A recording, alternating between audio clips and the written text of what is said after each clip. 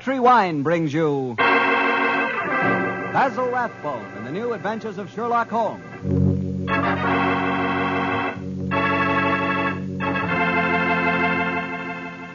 The Petri family, the family that took time to bring you good wine, invite you to listen to Dr. Watson tell us another exciting adventure he shared with his old friend, that master detective, Sherlock Holmes.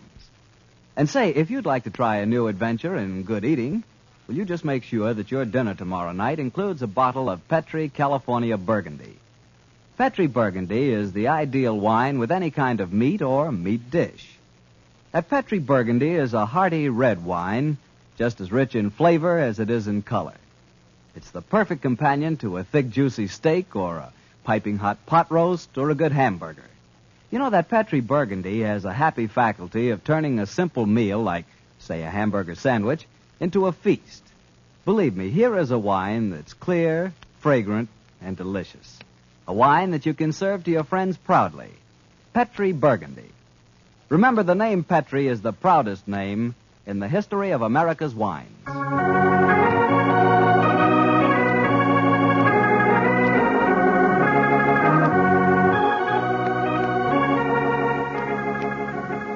And now let's join our good friend, Dr. Watson. I'm out here on the patio, Mr. Bartell. Well, I see you're making the most of a wonderful evening, Doctor. Oh, yes, my boy. It's pleasant to sit out here on a summer's night with a good friend and a pipe, a bottle of wine. Help yourself to a glass and sit down. Oh, thank you, sir. All ready with tonight's new Sherlock Holmes adventure, Doctor? Yes, and a strange story it is. It was in the autumn of 1899, Mr. Bartell, that I decided both as doctor and friend that Sherlock Holmes was in desperate need of a holiday. He'd really been overdoing it, huh? Oh, yes, my boy. It had been an unusually busy year, and at the time my story begins, Holmes was suffering from complete exhaustion. So, my boy, towards the end of October in that year, we found ourselves in the charming city of Kazanlak, capital of the small Balkan kingdom of Grozny. A few nights after our arrival, I remember Pavlu Krasnodar, Groznian minister of police, took us to hear the singing of a certain young Hungarian opera star, Miss Lily Rayner, who was then touring Europe. At our table was her fiancé, the charming young aristocrat Prince Stefano. And it was very easy to see as he sat there listening to the song that the boy was head over heels in love. It was a haunting melody that she sang, Mr. Bartell. I can almost hear it now.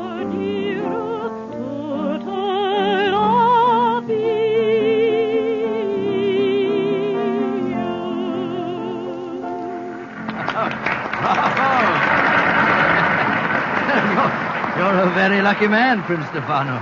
Your fiancée's voice matches her beauty. Oh, yes, Dr. Watson. I consider myself the most fortunate man in Grozny. She has a magnificent voice, the finest singing I can recall since... Since when, Mr. Holmes? I was thinking of a prima donna of the Warsaw Opera who attained considerable success in London. Miss Irene Adler. Oh, by George, yes. But she was a criminal, one of the few that outwitted you, Holmes. Oh, that was a case that would have interested you, Mr. Krasnodar. I'm familiar with it, my dear doctor. You are unusually solemn tonight, Krasnodar. Have a glass of wine, and I will bring Lily to our table, and we will toast our happiness. I'm afraid I cannot drink to that toast, Prince Stefano. Why not? Oh, I know why. You, the notorious lady killer of Grozny, are jealous. You're in love with Lily yourself. Prince Stefano, I have sad news for you. I have come here tonight, but for one purpose. To arrest your fiancée. You're joking. It is far from a joke. At my ministry, we have evidence, conclusive evidence, that Miss Lily Rayner is a spy. Spy? Good Lord. And the penalty for spying in Grozny? That, my friend, is why I would drink no toast. In Grozny, the penalty for espionage is death.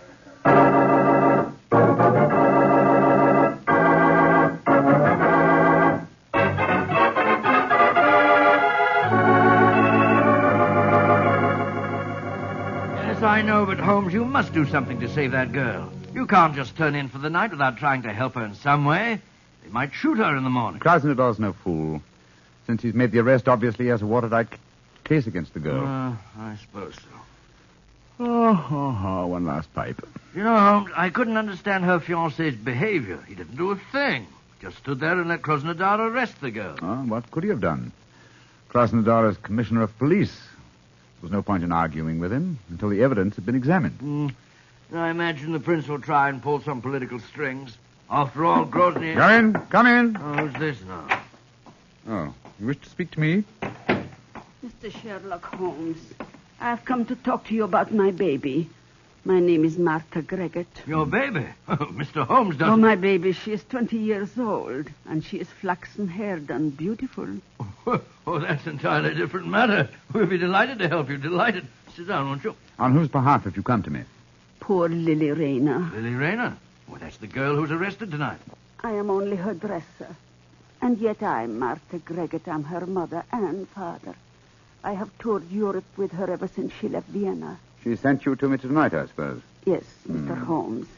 She said you would understand. What does she mean by that, I wonder? She said that Mr. Holmes would take care that a talent like hers should not perish, just because she had broken a few laws. In other words, she wishes me to establish her innocence in the same breath as she confesses her guilt. I'm afraid I don't take that sort of plant. Good night to you.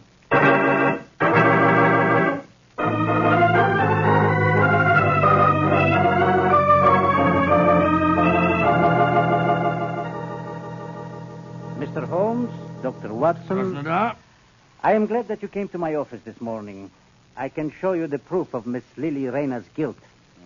As distinguished foreigners, I should like you to know that though the penalty for political crimes is swift and severe, we are most careful that the incriminating evidence is beyond question.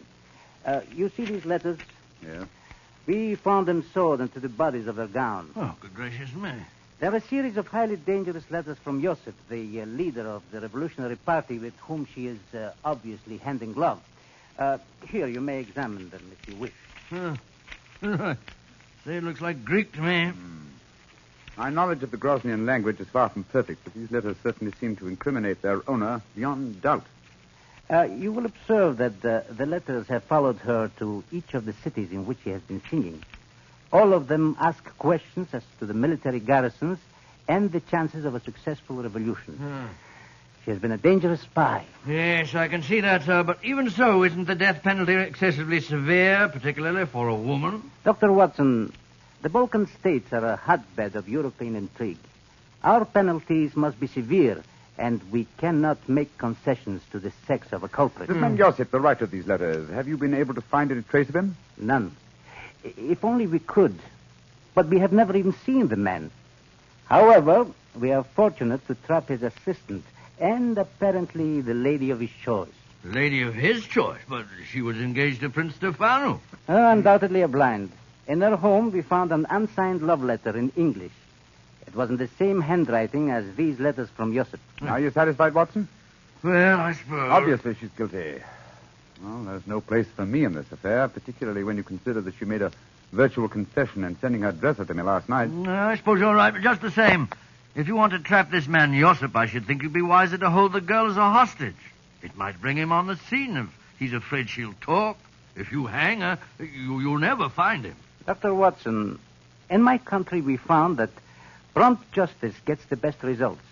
And for your edification, we do not hang in Grozny. The death penalty is exacted at the hands of a firing squad. And when is the execution to take place? You have timed your visit well, my friends. Please to step onto the balcony. Oh, dear.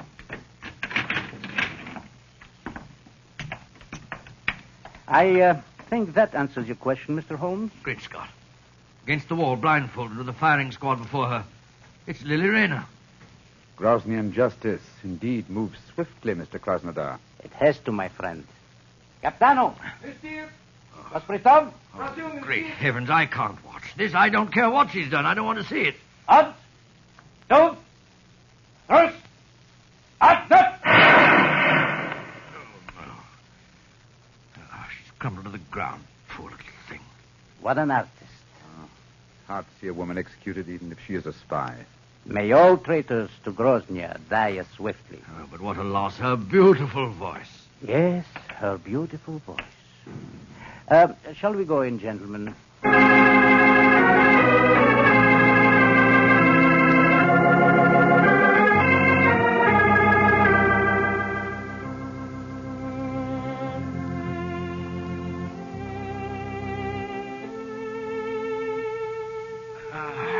You know, Holmes, I can still see that poor girl as she crumbled before the firing squad. So can I, old chap. That's her song you're playing, isn't it? Yes. The melody still haunts me.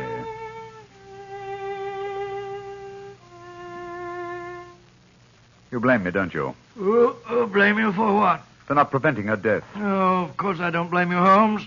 The girl was guilty. Grosnian law prescribes the death penalty for her crime. After all, what could you have done about it?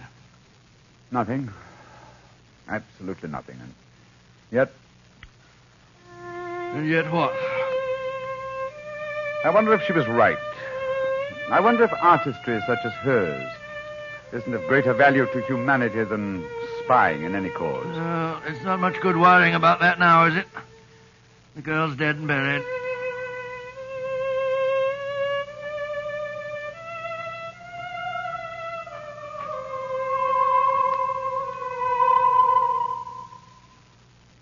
Watson, What's the matter, Holmes? did you hear that? I hear what? I could swear that I heard the dead girl's voice. She was singing her song to my accompaniment. Oh, really? Your nerves must be in a very bad state, Holmes. Hearing voices indeed. You'd better turn in for the night. Perhaps. Well, it may be more my conscience than my nerves. I'll give you a sleeping draught if you like. No, my dear Shepard. I'm all right. It's funny, though. I could have sworn that... Oh, well. Play some more of that tune, will you, Holmes?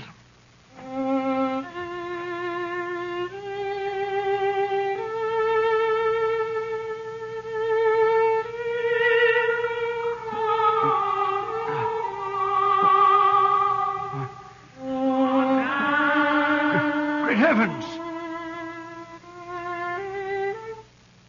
Uh-huh. You heard it this time, eh, Watson? Of course I did. It was her voice. There's no mistaking it. Holmes, I don't believe in ghosts, and yet I could swear... Listen. Good Lord. It is her. Avenge my death. Do not let them go and punish the kill me. Who are you? Where are you? In the air about you. Avenge my death. Strike a match, Sherlock Watson. Holmes. Strike a match. Yes. Light the gas. Look. There in the moonlight, moving past the window. It's the figure of that girl that was shot to death. A match, Watson. I'll guard the door. There. Gas is lighted. She's vanished, Holmes. And not by means of this door. We're standing in front of it. And there's no other exit from the room. Holmes, I don't like this. We're dabbling in the supernatural. Stop trembling, Watson. Whatever the explanation for this may be, one thing at least I find quite fascinating. And what's that? It's the first time in my career that I've ever had a ghost for a client.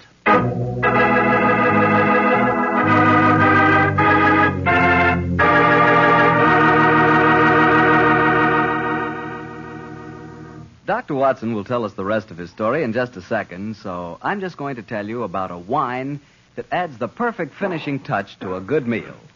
Petri California Muscatel. With its sunshiny golden color and its full aroma, you just know Petri Muscatel is going to taste good. And it really does. The flavor of big, plump muscat grapes picked when they're full to bursting with luscious juice. For the wine that everybody likes, serve Petri Muscatel. You know it's good if it's Petri. Well, Dr. Watson, so you had a ghostly visitor calling on you at the hotel that night, huh? Yes, my boy, and I confess I was so badly shaken by the experience that I hardly slept a wink all night. Well, the next morning, after an early breakfast, Holmes and I located the proprietor of our hotel and began to question him as to the history of the building. I've admired the architecture of this building ever since we came here. A house of this period would undoubtedly have been built with secret passages and staircases. I confess that I know of one secret staircase there. There may well be others. Indeed, and where's the one you know of?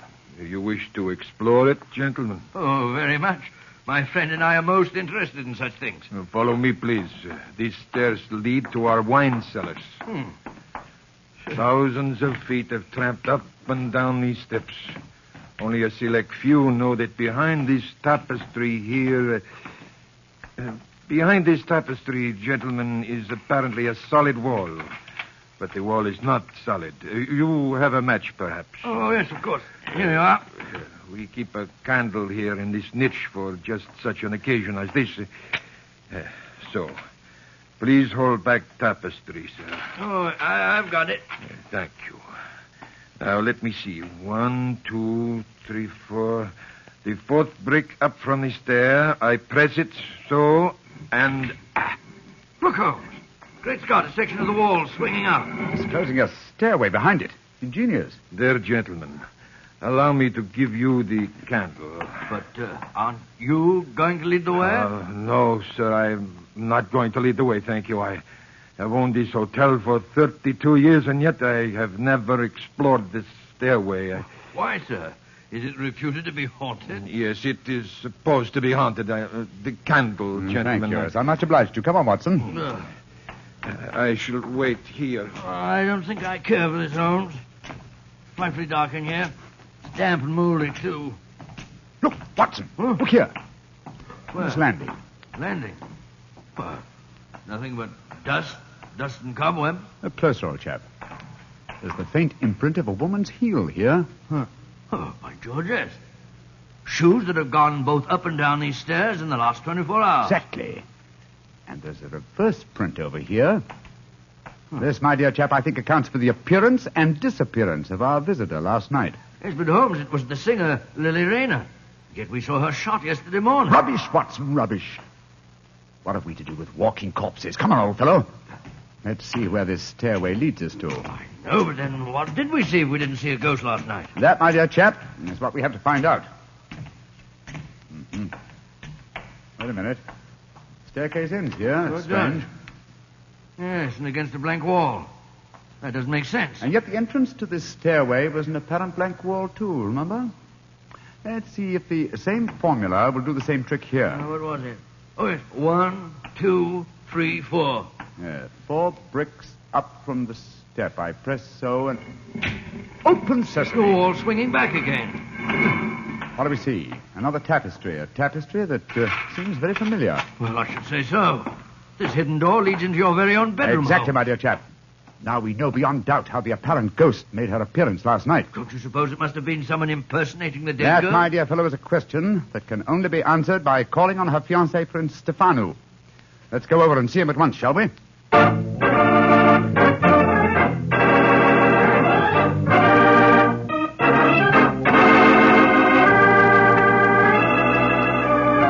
Prince Stefano, I dislike to intrude upon your personal tragedy, but I must ask you a few questions.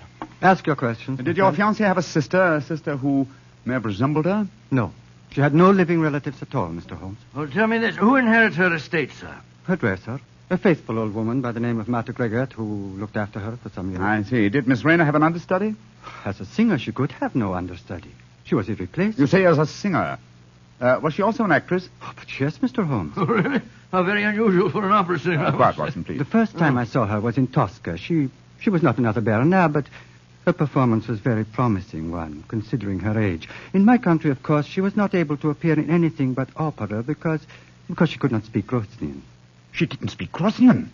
Now I have the answer. The answer? Yes, to what? To this entire story, from the arrest of your fiancée to certain strange visitations at my hotel last night. What do you mean, Mr. Holmes? If you come to my hotel room tonight, my dear Prince, I can safely promise to make the whole matter clear to you. And I dare go a little further. I think that I can even help you to find consolation in your bereavement.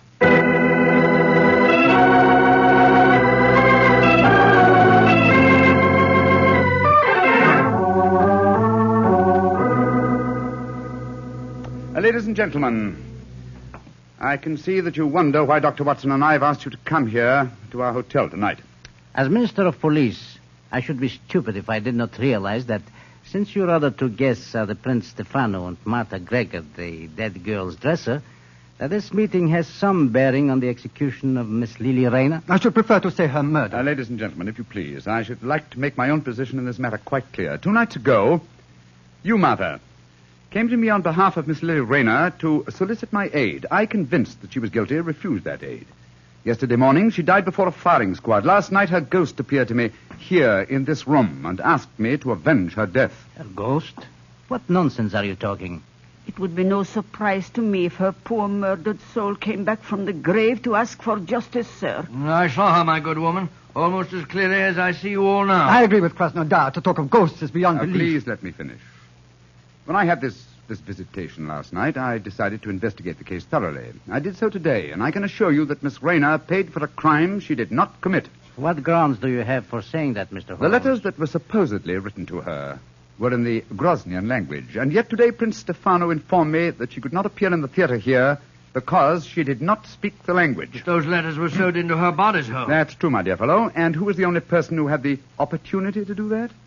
The same person who came to me 2 nights ago and succeeded in convincing me that Miss Rayner was guilty, her own dresser and supposed friend. Are you suggesting that I'm suggesting that you inherited her estate on her death, and that you would have lost that inheritance if she had married and had a family of her own.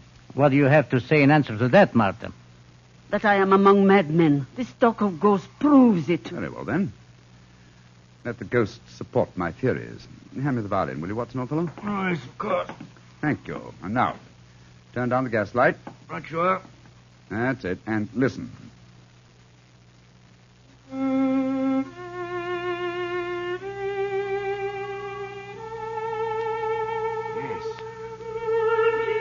Yes. That's her voice. And that's her figure standing there in the moonlight, even though she's dead. Now, what do you say, Martha? Aren't you responsible for her death?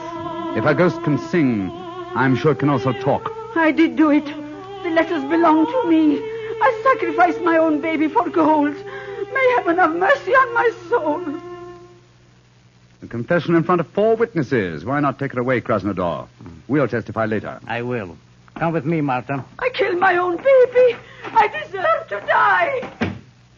Well, shall I turn up the gas, Holmes? Ask Prince Stefano. No. Do not turn it up. I've seen and heard the ghost of my beloved when the lights were down. I'm not afraid. Please play her melody again, Mr. Holmes.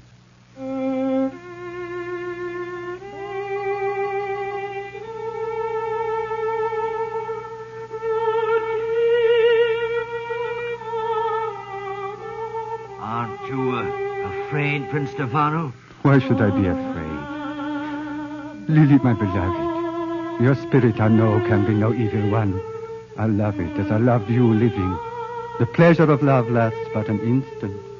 Love's regrets last for a lifetime. This is now my lifetime, brightened by your gracious ghost.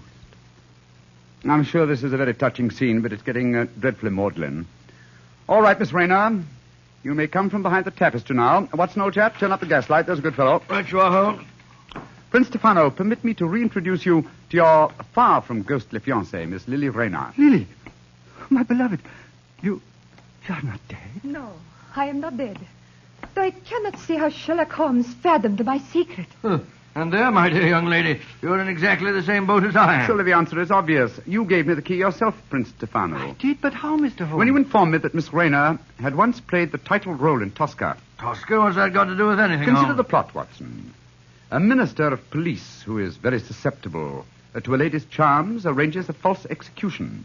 Knowing Mr. Krasnodar's weakness, Miss Rayner, you prevailed upon him to do likewise. Huh. Well, then the whole execution was a piece of pantomime. The rifles must have contained blanks. That's right, old fellow.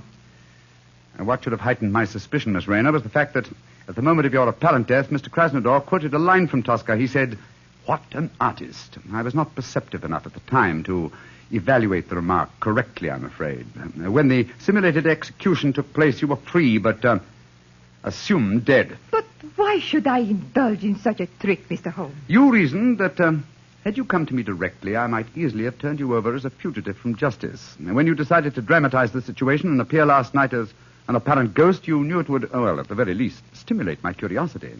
It would cause me to investigate the matter and possibly to learn the truth and clear you from suspicion. Well, yes, but Holmes, if she's innocent, how about the love letter in English, which was in the handwriting of Josip, the revolutionary leader? Well, I can see only one explanation for that.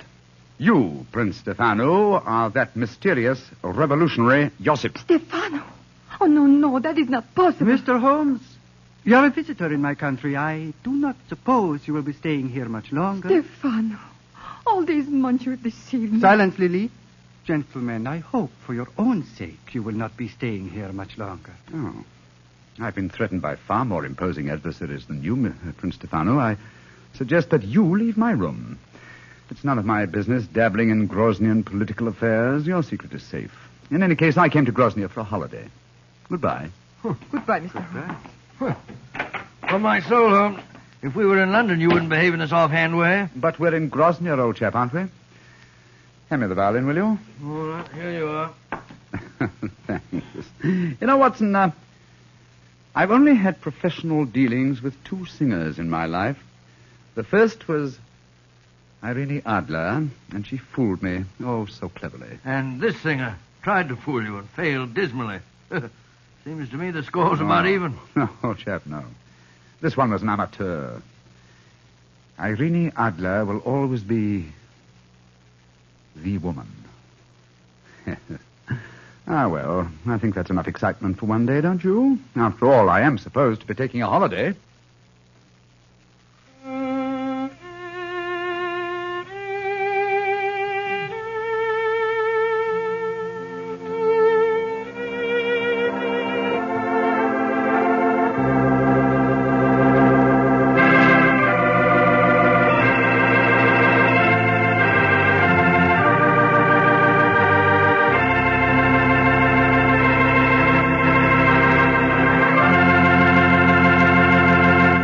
Doctor, that was a swell story. And I'll bet that you were a lot more interested in the beautiful Lily than your story tonight would have us believe. Well, of course I'm interested in a beautiful woman.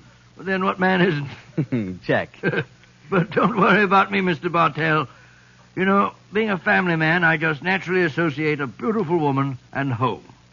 And that makes me think of hospitality. Well, what do you mean by that? Well, according to you, I'm interested in home life. You're primarily interested in wine. Put us together, and we're interested in... Wine in the home. Isn't that an important part of hospitality? That I admit. But remember, my interest in wine is entirely an interest in good wine. In Petri wine, to be exact. Because I know all about Petri wine. I know that the Petri family has been making wine for generations. With the Petri family, the growing of perfect sun-ripened grapes and the art of turning those grapes into fragrant, delicious wine is a heritage. It's a heritage handed down from father to son, from father to son. The skills of those generations of winemaking are evident in every drop of Petri wine. The name Petri on a bottle of wine is more than a trademark. It's the personal assurance of the Petri family that Petri wine is always good wine. But you'll discover that for yourself.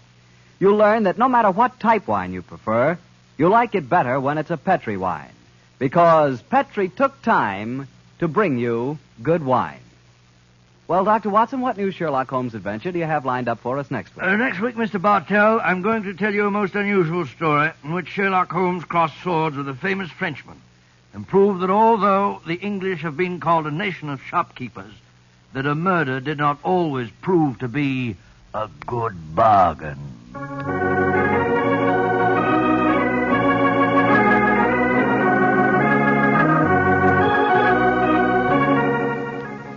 Tonight's Sherlock Holmes adventure was written by Dennis Green and Anthony Boucher and was suggested by an incident in the Sir Arthur Conan Doyle story, The Sussex Vampire. Music is by Dean Fossler.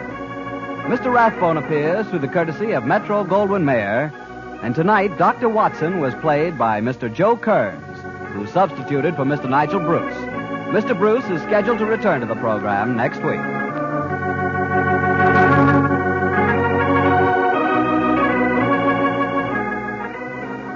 The Petri Wine Company of San Francisco, California, invites you to tune in again next week, same time, same station. Sherlock Holmes comes to